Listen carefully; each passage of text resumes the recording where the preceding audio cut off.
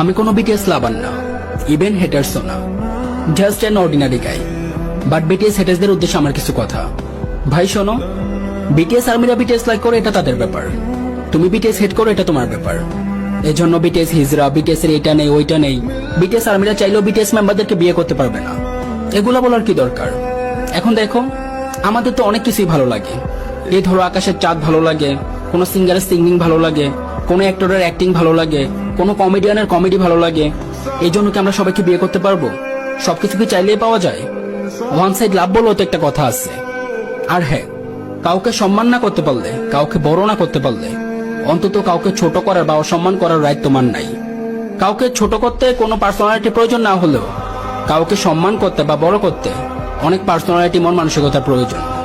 এজন্য কাউকে ছোট না করে আমরা সবাই সমান, আমরা সবাই মানুষ, মিলেমিশে চলো, সবাইকে সম্মান করতে শিখো। সম্মান দিলেই সম্মান পাওয়া যায়। ওকে।